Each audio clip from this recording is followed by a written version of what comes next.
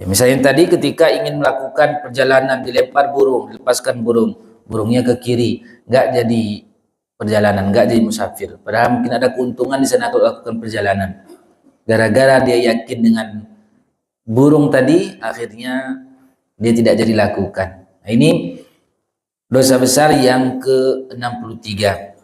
Tidak banyak hadis yang disebutkan oleh penulis, hanya 3 hadis saja. Kemudian penulis Al-Imam Az-Zahabi mengatakan wa yahtamilu alla takuna kabiratan. Yang ke-63 ini ada kemungkinan juga tidak masuk kategori dosa besar. Ada kemungkinan, kata beliau. Beliau memasukkan di nomor ke-63 tapi beliau tulis wa yahtamilu alla takuna kabiratan. Ihtimal itu artinya ada peluang, kemungkinan tidak termasuk dosa besar. Lalu setelah beliau katakan ada kemungkinan tidak termasuk dosa besar, beliau bawakan hadis yang hadisnya dosa besar.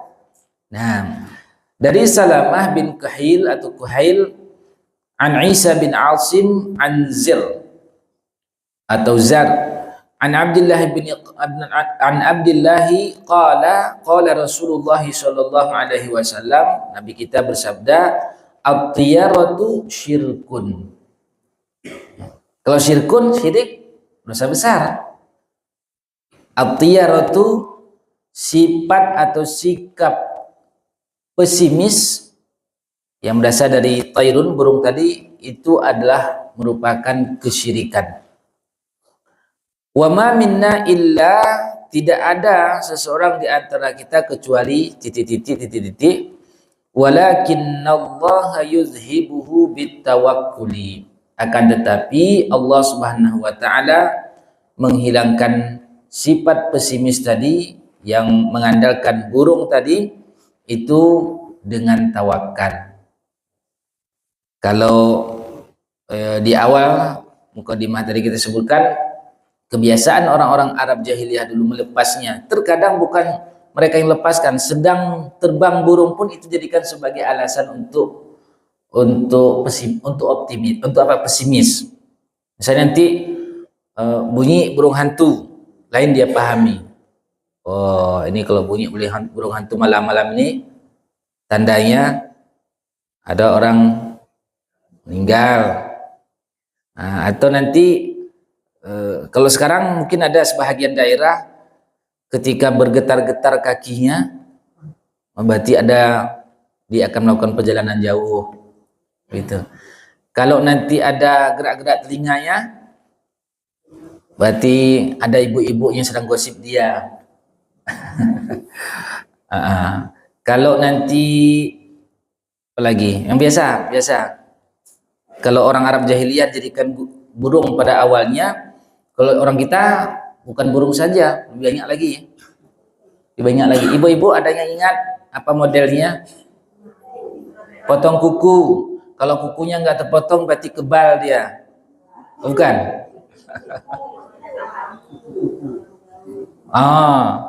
Kalau datang kupu-kupu ke rumah, datang tamu. Padahal ditunggu 1 bulan nggak datang. Apalagi kalau kucingnya mogok makan, sakit. Nah, udah sakit, kucingnya sakit. Begitu. Nah, orang-orang Arab jahiliyah dulu bahkan disebutkan oleh Syekh Muhammad bin Shalih Al-Utsaimin rahimahullah, menjadikan juga waktu dan tempat bentuk sial atau tidak sial. Misalnya orang Arab jahiliyah dulu kalau wanita menikah di bulan Syawal, itu dianggap wanita tersebut tidak disayangi oleh suaminya. Dan wanita itu wanita yang tidak bahagia nanti. Makanya jangan nikah di bulan Syawal. Ya.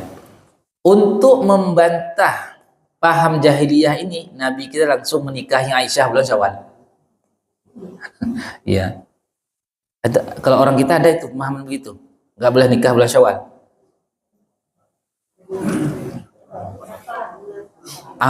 Adat itu juga di masa jahiliyah di bulan Safar, nggak boleh melakukan ini di bulan Safar, nanti akan terjadi begini-begini. Termasuk juga dalam perjalanan, Di masa jahiliyah itu sudah ada. Nggak boleh melakukan perjalanan di hari Rabu karena akan dianggap nanti celaka kendaraannya. Masih ada seperti sekarang. Inna lillahi wa inna ilaihi rajiun. Padahal 14 abad yang lalu sudah dibatalkan oleh Nabi kita. Masih dipertahankan.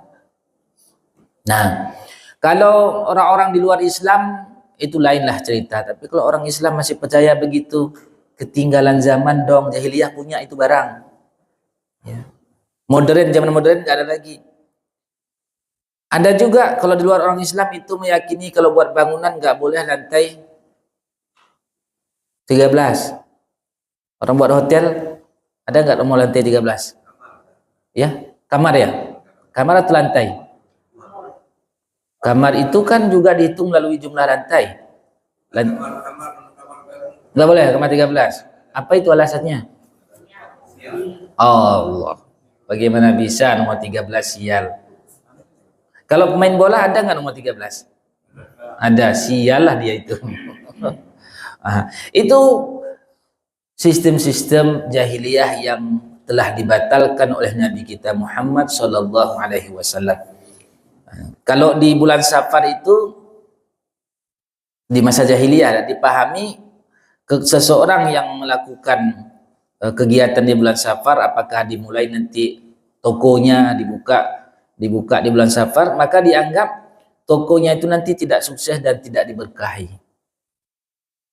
Kalau kegiatan dilakukan di bulan Safar, akhirnya nanti nggak bekerja-kerja dia.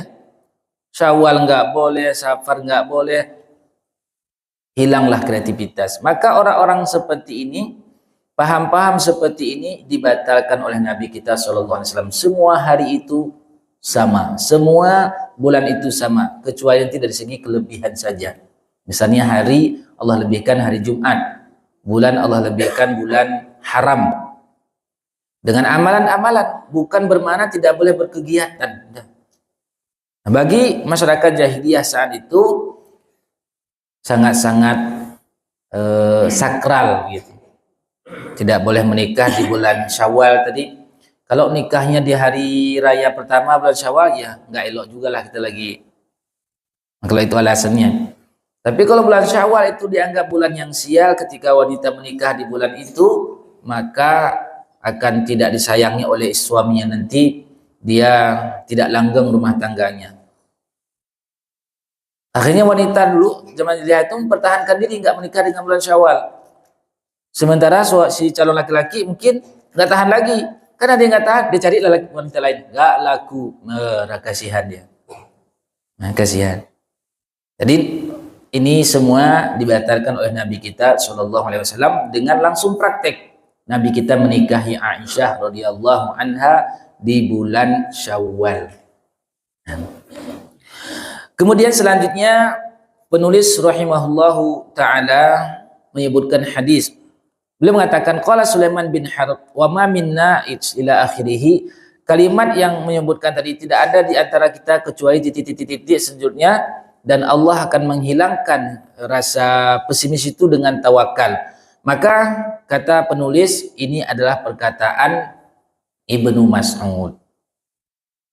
Dari kalimat wa ma minna illa titik-titik sampai walakin Allah yuzhibuhu bitawakkul, itu adalah perkataan sahabat Nabi bernama Ibnu Mas'ud, bukan hadis Nabi SAW.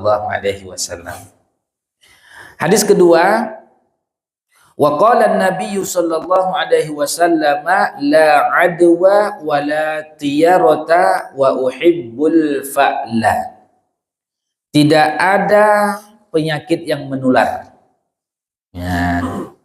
Dan tidak ada at-tiyarah, tidak ada tiarah tadi sifat pesimis yang percaya dengan burung tadi. Itu asbabnya burung, tapi segala sesuatu yang dijadikan sebagai alasan untuk bentuk sial itu nanti masuk di dalamnya. Tidak ada penyakit menular, tidak ada sifat sial. Wa uhibbul fa'la, aku mencintai optimisme. Nabi SAW sangat mencintai perilaku yang mendatangkan optimisme. Qila, lalu ditanya, ya Rasulullah, wa mal fa'lu, wahai Rasulullah, apa yang dimaksud dengan optimisme, al-fa'lu? Qala, Nabi SAW menjawab, al-kalimatu thayyibatu. Yang dianggap sebagai optimisme adalah kalimat yang baik. Jadi kalau tadi ada perasaan, ini kalau burung itu bunyi, itu petanda akan turun nanti malapetaka. Langsung dilawan dengan tawakal. Langsung dilawan dengan kalimat yang baik. Apa lawannya? Ini tanda yang baik gitu. Ini tanda keberuntungan, gitu saja. Kalau ada perasaan sial nanti melakukan sesuatu, lawan dengan kalimat baik. Dihilangkan dengan tawakal kepada Allah Subhanahu wa taala. Hadis la adwa, saya sampai hari ini masih sering berdebat dengan istri. Tadi malam juga kami berdebat tentang la adwa, tidak ada penyakit menular. Saya yakin itu. Dia yakin dengan ilmunya. Di kedokteran ada penyakit menular katanya. Berdebat sampai tadi malam kami masih berdebat. Saksinya anak saya tadi malam. Sampai saya katakan kepada anak, gimana tuh nak? Istri debat suami. Dijawab oleh anak, tidak diterima sholatnya abah. Karena ada begitu. Akhirnya kami nggak serius lah bercanda. Nah, bagaimana jemaah sekalian memahami hadis ini? La adwa, tidak ada penyakit menular. Siapa yang bisa menjelaskan? Buktinya ketika datang COVID kemarin kita nggak boleh dekat-dekat. Yang sudah kena langsung dikarantina kemarin. Sholat pun disuruh jarak. Nabi kita mengatakan la adwa, tidak ada penyakit menular. Ada yang bisa menjelaskan? Karena Allahu Akbar. Ya. Kecuali dengan izin Allah. Ya, maknanya disebutkan dalam syarahan annal marada la yantaqilu minal maridi ila sahihi binafsihi. Ini yang harus kita yakini. Setelah di sini tadi malam baru kami sepakat. Ya. Sesungguhnya penyakit itu tidak akan berpindah dari orang sakit kepada orang sehat dengan dirinya sendiri. Tidak. Wa innama yantaqilu bitaqdirillah. Sesungguhnya penyakit itu pindah dari orang sakit kepada orang sehat itu mutlak karena takdir Allah Subhanahu wa taala.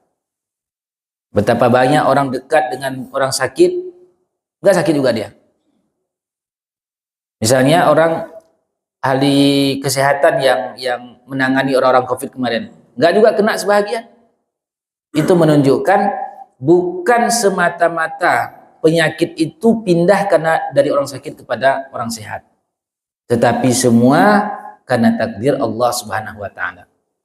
Walakin bi mukhalatatil marid lis sahihi sababun min asbabi intiqalil maradi. Berkumpulnya orang sakit dengan orang sehat itu Allah jadikan menjadi sebab perpindahan penyakit itu. Kita ulangi dari awal. Sesungguhnya penyakit itu tidak akan berpindah dengan sendirinya, zatnya sendiri, dari orang sakit kepada orang sehat kecuali dengan izin Allah. Ini sepakat ya? Sepakat. Nggak ada beda pendapat di sini. Kecuali orang yang tidak meyakini ada takdir Allah, tidak meyakini keterlibatan Allah dalam urusan manusia. Yang namanya qadariyah. Qadariyah itu menafikan takdir Allah Subhanahu wa taala. Akan tetapi Allah jadikan berkumpulnya orang sakit dengan orang sehat itu menjadi sebab berpindahnya penyakit dari orang sakit kepada orang sehat. Karena itulah Nabi Shallallahu Alaihi Wasallam melarang ketika terjadi di sebuah daerah itu wabah yang sudah di dalamnya tidak boleh keluar, orang luar nggak boleh ke dalam. Kenapa demikian? Supaya nanti jangan orang meyakini ini sakit gara-gara si fulan. Padahal semua itu dengan takdir Allah. Jangan sampai orang melupakan takdir Allah dan menjadikan manusia penyakit itulah pada zatnya membuat perpindahan dirinya sendiri. Itulah sehingga tidak diizinkan. Yang di kampung itu sudah sakit, dari luar nggak boleh masuk, orang dalam nggak boleh keluar. Itu sebabnya, supaya tidak nanti dijadikan alasan orang ini menjadi gara-gara dialah saya ini sakit misalkan. Nah itu dilarang oleh Nabi kita sallallahu alaihi wasallam. Walakin laisa ma'na dzalika annahu waqi'un la mahala. Namun demikian bukanlah maknanya ketika sudah berkumpul pun maka mesti harus kena sakit. Bukan itu maknanya. Allah jadikan sebagai sebab saja. Berkumpulnya orang sakit ini dengan orang sehat itu menjadi sebab Allah jadikan bisa pindah sakitnya. Tetapi jangan sampai diyakini ketika sudah berkumpul pasti kena. Itu nggak boleh. Bal idza Allah. Namun yang demikian itu tetap kita yakini jika Allah kehendaki. Jika Allah nggak kehendaki, bagaimanapun bercampurnya orang sehat dengan orang sakit tadi tidak akan menular. Itulah makna la adwa, tidak ada penyakit menular. Kalau begitu bertentangankah hadis ini dengan ilmu kedokteran? Tidak, sama sekali tidak. Yang masalahnya adalah ketika manusia hari ini lebih meyakini tentang konsep kalau sudah berkumpul sudah pasti kena. Kalau sudah satu tempat antara orang sakit dengan orang tidak sakit sudah pasti menular. Itu yang nggak boleh. Memastikan itu. Allah jadikan sebagai sebab iya, tapi apakah harus pasti itu kena sakitnya? Tidak, kecuali dengan izin Allah Subhanahu wa taala. Karena Allah menciptakan penyakit itu. Allah juga yang menjadikan bisa pindah atau nggak bisa pindah. Dan ketika ia pindah, orang yang terkena tersebut tidak boleh menyalahkan makhluk. Tidak boleh menyalahkan orang yang dekat dengan dia. Misalkan ada di antara jamaah yang sakit mata. Sakit mata juga kan membuat orang kadang-kadang ketika ada temannya sakit mata lalu pindah ke dia, disalahkan temannya. Ini gara-gara kamu lihat-lihat saya ini. Itu yang nggak boleh. Pertama berusaha untuk menghindar usaha kita, karena Allah jadikan sebab itu dengan berkumpulnya, bertemunya menjadi sebab nanti bisa pindah. Tapi ketika sudah terjadi perpindahan penyakit, bukan perpindahan isi ATM, perpindahan penyakit. Ketika terjadi pindahan maka nggak boleh kita disebahkan kepada orang tersebut. Kita mengatakan qadarullahi wa masya'a fa'al, atau qadarullahu wa masya'a fa'al. Sudah takdir Allah, apa yang Allah kehendaki pasti terjadi. Nah, persis dengan istilah berterima kasih. Ada seseorang sudah diponis oleh hakim, dia akan dihukum pancung, diponis oleh hakim. Setelah ditetapkan hari H-nya, begitu menjelang hari H, datang seorang raja, diambil penanya, dia tanda tangan, dimaafkan, nggak jadi dipotong lehernya. Datanglah orang yang diponis potong leher ini kepada pena. Terima kasih pena, terima kasih pena. Layak nggak ke pena dia terima kasih? Halo, ada orang? Ada? Orang yang sudah diponis penggal ini mengucapkan terima kasih ke pena. Benar nggak tindakan orang ini? Tidak. Siapa yang menggerakkan pena? Raja. Seharusnya berterima kasih ke raja, bukan ke pena. Dan demikianlah juga kaitan dengan penyakit tadi. Nggak ada kaitannya dengan orang ini, orang manusia ini. Allah Subhanahu wa ta'ala yang telah menentukan. Ini hanya menjadi sebab. Adanya tanda tangan tadi itu sebab yang menggerakkan, yang bisa menulis itu manusia tadi. Yang seharusnya orang ini berterima kasih kepada raja tersebut. Lebih tinggi lagi, kemudian dia bersyukur kepada Allah. Allah telah gerakkan hati raja itu untuk mau menandatangani. Nah, ini kajian-kajian tauhid. Ya. Karena tidak sedikit hari ini hamba-hamba Allah ketika dia mendapatkan kebaikan dari manusia, dia lebih besar ketergantungan ucapan terima kasih itu kepada manusia daripada Allah Subhanahu wa taala. Kayaknya ada kalimat-kalimat nanti dalam bentuk kesyirikan. Misalnya, kalau kita sudah pergi ke dokter itu, pasti sembuh. Ada itu.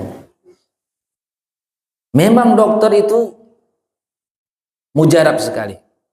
Mantri itu hebat sekali. Apa saja penyakit pasti sembuh. Nah, itu bahaya. Kalimat mengkhususkan untuk itu saja tidak boleh. Kalimat menggabungkan saja tidak boleh. Misalnya menggabungkan, kalau bukan karena Allah dan dokter itu, maka saya sudah mati. Misalkan. Kalimat dan itu sudah dianggap merupakan menyamakan Allah dengan makhluk. Apalagi mutlak mengatakan ini saya sehat sembuh karena si fulan itu. Itu nggak boleh. Bagaimana untuk mensiasatinya? Kalimat dan diganti dengan summa. Kemudian, kalau bukan karena Allah, kemudian melalui obat ini, itu boleh. Karena summa dalam bahasa Arab itu beda makna dengan wa dan. Kalau wa itu dan artinya bersamaan. Menyamakan Allah dengan makhluk. Sedangkan summa itu tidak menyamakan. Ada kemudian. Contohnya begini dalam bahasa Arabnya. Ana azhabu wa waladi. Saya pergi dan anak saya. Itu berbarengan. Tapi kalau saya mengatakan ana azhabu summa waladi, saya pergi kemudian anak saya. Itu enggak bareng. Ada yang mendahului, ada yang belakangan. Maka penggunaan bahasa itu bisa terjatuh ke dalam kesyirikan. Begitu juga kaitan dengan penyakit yang menular tadi. Kalau diyakini penyakit itu secara zat dirinya sendiri yang berpindah, itu nggak boleh. Itu nggak boleh. Semua itu atas izin Allah Subhanahu wa taala. Dan Allah jadikan berkumpulnya orang sakit dengan orang sehat itu bisa menjadi sebab berpindahnya penyakit tersebut. Namun jangan diyakini pasti berpindah. Jangan diyakini. Tetap dikembalikan dengan izin Allah Subhanahu wa taala. Kemudian wala tiyarata, tidak ada sifat sial tadi. Tidak boleh seseorang itu meyakini adanya kesialan yang dibiasakan oleh orang Arab jahiliyah awalnya dulu melalui penggunaan perantara burung. Wa uhibbul fa'la, dan aku mencintai sikap optimisme. Optimisme itu ketika ditanya Nabi kita SAW, beliau menjawab kalimat-kalimat yang baik. Masya Allah, hari ini hujan. Mudah-mudahan dengan hujan ini mendatangkan keberkahan. Alhamdulillah, kucing saya hari ini meong 3 kali. Mudah-mudahan datang rezeki. Kalimat yang baik, positive thinking selalu. Datang orang pakai peci putih, pakai kain sarung, bawa map ke rumah saya, misalkan. Minta sedekah lagi itu. Jangan, optimis saja. Masya Allah, mudah-mudahan kedatangan bapak itu, kedatangan si fulan itu membawa rezeki. Selalu optimis. Apalagi bentuknya. Kalau orang yang dalam benaknya pesimis, maka dia akan menjadi orang yang selalu gusar. Datang orang yang seharusnya bawa rezeki pun dalam dirinya, aduh, nagih hutang lagi ini. Gusar terus. Termasuk orang yang pesimis ini selalu pesimis saja, dia akan meratapi masa depan. Dia ratapi terus ini nanti begini negara kita ini akan begini lagi. Akhirnya dia repot sendiri. Repot sendiri dirinya itu. Beda dengan orang membangun dirinya dengan optimisme. Walaupun dalam kenyataan dia lihat sesuatu yang tidak mengenakan, tetap dia bangun optimis. Insya Allah Allah akan berikan yang terbaik. Gak sesuai dengan yang diharapkan, insya Allah ada hikmahnya. Begitu, itu orang yang optimis. Dan Nabi SAW menyukai yang seperti ini. Kalimat-kalimat yang baik yang keluar selalu dalam benaknya. Nah, selesai al-kabiratu as-salisatu wasitun. Lalu yang ke 64, al-kabiratu ar-rabi'atu wasitun, dosa besar yang ke-64 adalah asyurbu fi zahabi wal fiddati, minum di bejana yang terbuat dari emas dan perak. Ada orang kaya, dia buat emas, dia buat gelasnya, dia buat piringnya terbuat dari emas. Karena sudah terlalu banyak uangnya. Ada kira-kira jamaah piringnya emas? Nanti kita datangi ke situ. Tapi kalau secara kemampuan mungkin di antara jamaah ada yang mampu buat piringnya terbuat dari emas. Dari segi kemampuan. Namun karena sudah tahu ilmunya itu tidak boleh. Ya, asyurbu fi dzahabi wal fiddati. Walaupun itu nanti bukan milik kita. Ketika kita melihat, kita pergi ke restoran misalkan, di situ ada bejana, di situ ada gelas, ada piring terbuat dari emas. Lalu kita pakai untuk makan, kita pakai untuk minum. Itu pun nggak boleh. Dilarang. Apa dalilnya? Penulis di sini menyebutkan 3 dalil.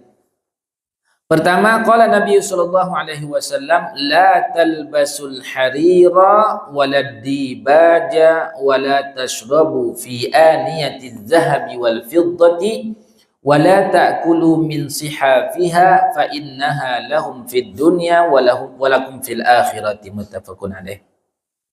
Janganlah kalian memakai pakaian yang terbuat dari sutra. Al-harir. Walad dibaj, juga ini jenis sutra yang sangat halus. Jenis sama-sama sutra, jenisnya sutra. Satu halus, satu sangat halus. Ini khusus untuk larangan bagi laki-laki. Sutra. Karena dalam hadis disebutkan hadis di sini, dalam hadis Ali bin Abi Thalib radhiyallahu anhu, Nabi SAW memegang sutra dan emas, lalu mengatakan inna hadaini haramun ala dzukuri ummati, sesungguhnya ini kedua ini emas dan sutra ini haram digunakan untuk laki-laki dari umatku. Ada kira-kira laki-laki muslim pakai emas? Inna lillahi wa inna ilaihi raji'un. Kalaulah dia dalam keadaan memakai emas itu meninggalnya sudah pasti su'ul khatimah karena melakukan dosa.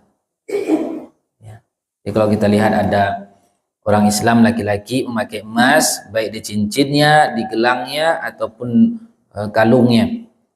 Nah, termasuk emak-emak, nenek-nenek yang anaknya, cucunya lahir dan laki-laki dia, jenis kelaminnya, dengan alasan ini harus pakai emas, kalau enggak nanti kena ganggu setan katanya. Nah, ada paham sebagian begitu saya lihat. Pakai emas dia, walaupun anak kecil, kalau dia laki-laki jangan dipakaikan. Dia sebagai anak kecil nggak berdosa, yang berdosa orang dewasa yang tahu, yang baligh itu memakaikan. Emaknya, bapaknya, kakek, neneknya yang memakaikan itu yang berdosa. Tidak boleh dipakai.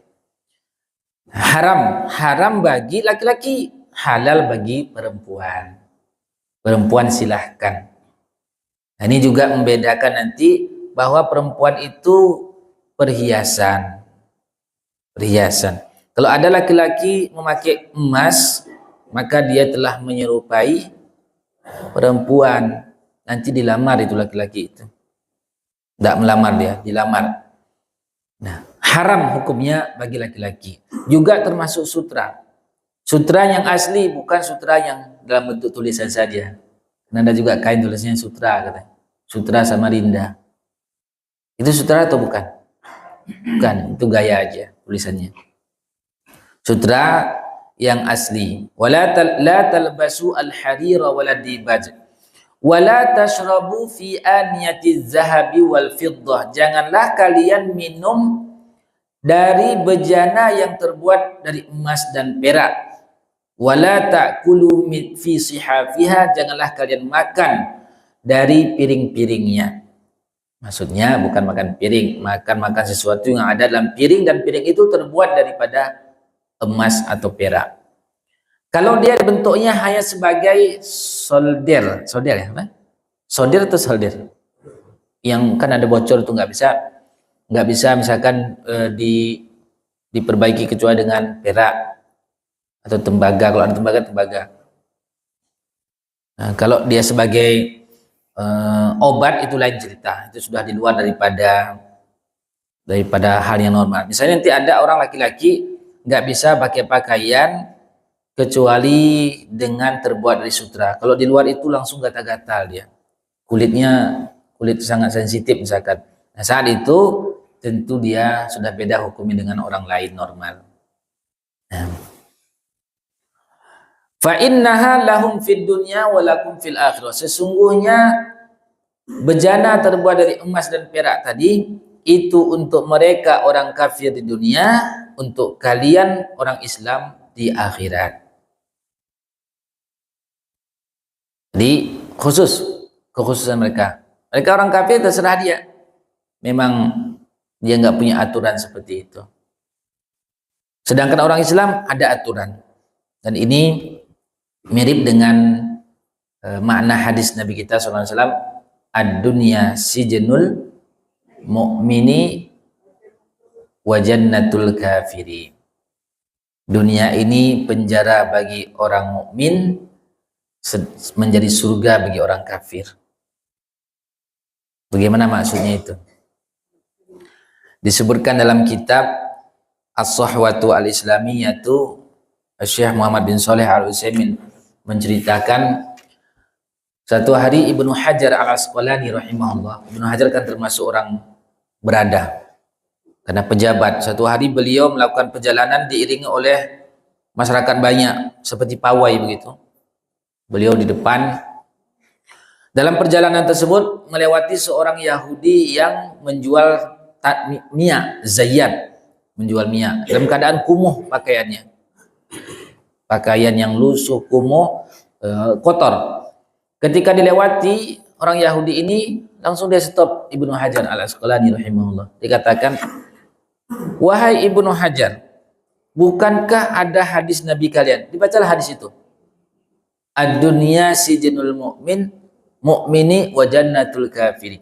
Dunia itu penjara bagi orang beriman dan surga bagi orang kafir. Protes ini orang. Bukankah ada hadis Nabi kalian begitu? Kenapa kamu hidup semewah ini, sementara hidup saya seperti ini? Ya. Namanya ulama itu cerdas pikirannya, cerdas cara dia menjelaskan. Beliau mengatakan, wahai orang Yahudi, apa yang engkau rasakan kesulitan hidup sekarang ini, beratnya hidup kamu sekarang ini, itu sudah dianggap menjadi surga dibandingkan dahsyatnya neraka. Dan apa yang kau lihat saya ini mewah sekali, kelihatan enak hidup saya, itu masih menjadi neraka bagi saya dibandingkan nikmatnya surga. Akhirnya orang Yahudi itu mengatakan, la ilaha illallah Muhammadur Rasulullah. Masuk Islam ya. Masuk Islam. Ya. Jadi kalimat sederhana diucapkan oleh Ibnu Hajar Al-Asqalani rahimahullah menjadikan orang mu'allaf. Alhamdulillah. Selanjutnya hadis yang kedua. Qala Rasulullah sallallahu alaihi wasallam, innal ladzi ya'kulu aw yashrabu fi ina'i dzahabi wal fiddati innama yujarjiru fi batnihi nar jahannam. Na'udzubillah. Sesungguhnya orang yang makan dan minum dari bejana yang terbuat dari emas dan perak, innama yujarjiru, sesungguhnya nanti di hari kiamat, ya, di dalam neraka nanti, yujarjiru itu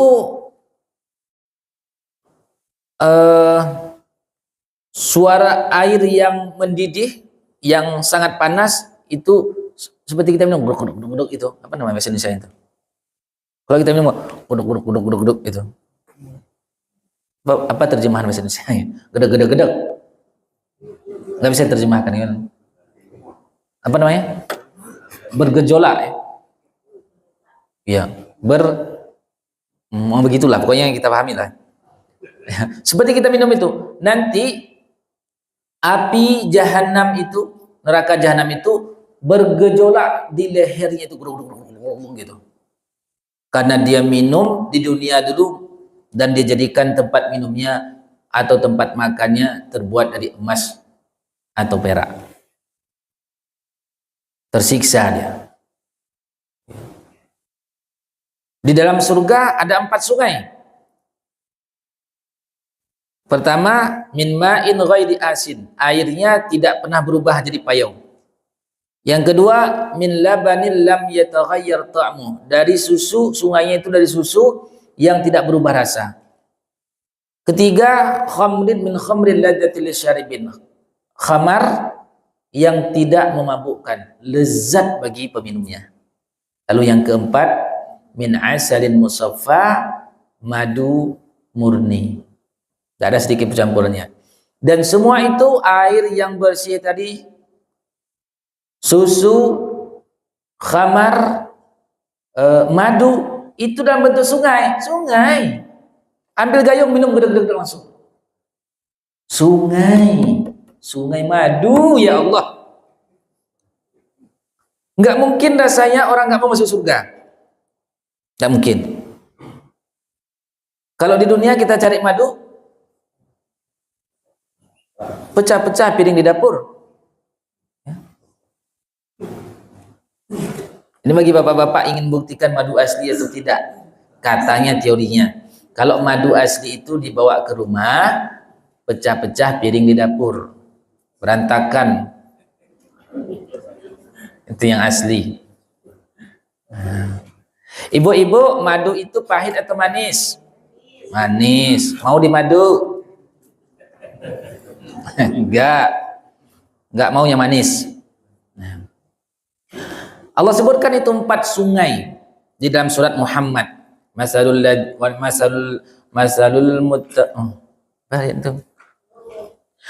jannatil lati wa'idal muttaqun, perumpamaan surga yang disediakan bagi orang bertakwa. Itulah 4 itu minumannya, sungai. Bagaimana minumannya orang di neraka? Illa hamiman wa ghassaqa. Minuman mereka air yang mendidih dan nanah. Mendidih. Panas air mendidih, berapa derajat paling tinggi panasnya air mendidih di dunia ini? 100. Tambah lagi nanti. Tambah 69 lagi. Panasnya itu. Ketika diminum, faqatta'a am'a'ahum. Begitu diminum oleh ahli neraka, langsung terputus-putus ususnya.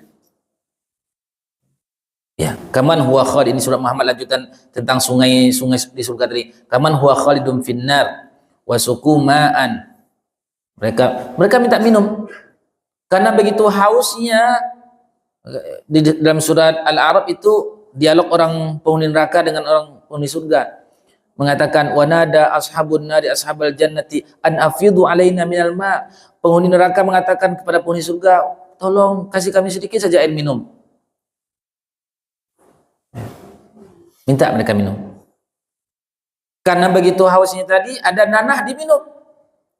Ada air yang mendidih, langsung diminum. Begitu diminum, faqatta'a am'a'ahum, lalu terputus-putuslah usus mereka. Selesai urusan? Enggak, dijadikan lagi usus baru, minum lagi, terus begitu, terus begitu. Dan setiap orang mukmin pasti masuk surga, itu pasti. Apa dalilnya? Dalilnya banyak. Di antaranya alladzina tatawaffahumul malaikatu thayyibina, salamun alaikum udkhulul jannata bima kuntum ta'malun, surah An-Nahl. Tapi syarat masuk surga itu harus bersih, bersih daripada dosa, itu syaratnya. Sudah pernah kita sebutkan dulu 3 tahapan pembersihan dosa orang beriman. Di dunia, kalau tidak bersih di dunia, maka di alam kubur dibersihkan. Kalau tidak bersih di dalam kubur, maka di padang mahsyar. Kalau di padang mahsyar juga belum bersih, maka bersih terakhirnya adalah di dalam neraka. Berapa lama? Tergantung sisa-sisa dosanya. Kalau semakin sedikit dosanya, semakin sedikit pula waktu dia untuk dibersihkan.